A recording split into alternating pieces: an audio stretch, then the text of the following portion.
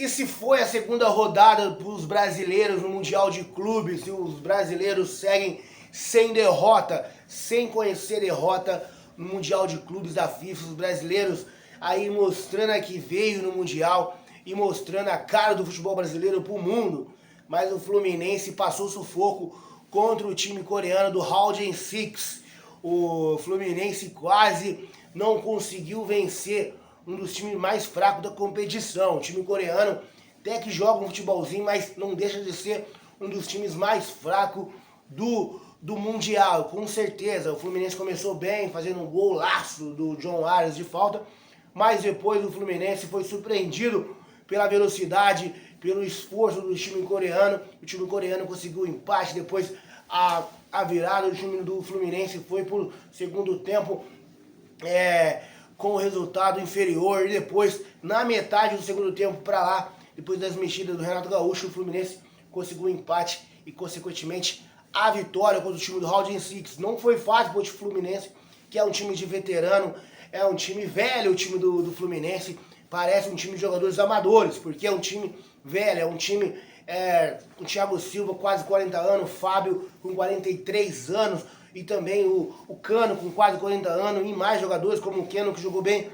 veteraníssimo. Então é um time muito cansado esse do Fluminense, é um time que vai conseguir passar de fase aí, mas não sei se passa de umas oitavas de final, ou talvez uma quarta de final. O Fluminense no máximo aí chega numa quarta de final, talvez a oitava de final já seja eliminado, porque é um time que classificou num grupo muito fraco, vai classificar praticamente um time muito fraco, com o Borussia, onde ele conseguiu o seu melhor jogo, e também por causa da motivação de jogar contra o europeu, etc. E também agora vai jogar contra um time muito fraco, contra o sul-africano. Então a tendência é que o Fluminense confirme a classificação. Com um empate na próxima rodada, o Fluminense já consegue a classificação, mas também eu acho que não passa de uma oitava de finais, porque daí por diante já seria muito para o Fluminense, já chegaria muito longe. Talvez, com certeza, é o time mais fraco dos brasileiros, é o Fluminense, não tem como não dizer isso. É um time cansado, um time de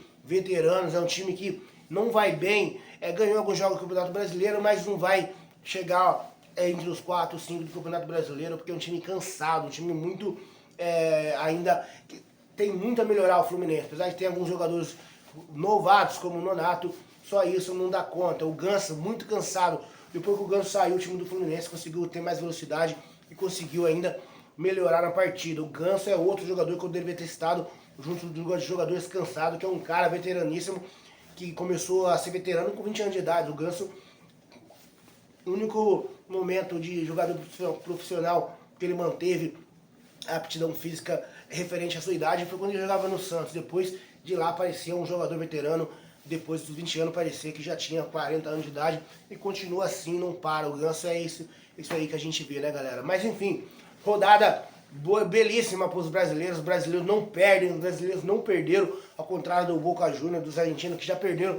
Os brasileiros não conhecem derrota no Mundial de Clubes, isso é muito bom. É bom para o futebol brasileiro, bom para a competição, e eu acho que todos os brasileiros estão encaminhados, todos os brasileiros são líderes no seu grupo, está encaminhado para a próxima fase. Então os brasileiros lucrando, né, já que essa competição dá muita grana. Quando você passa para outra fase, são 13 milhões de euros, de dólares, na verdade. Então se ganha muito nessa competição. É o galo de ouro para os brasileiros. Os brasileiros, se passarem da oitava, quarta, vai voltar com muita grana para o Brasil, coisas que ele talvez não ganharia nem se ganhasse a Libertadores. Então competição que está dando muito dinheiro, está entregando muito, e pegou no gosto do público, no gosto da galera. Todo mundo está falando muito bem dessa competição. É uma competição aí que a Espanha já pediu para organizar, outros países já pediu para organizar. Eu acho que essa competição veio para ficar.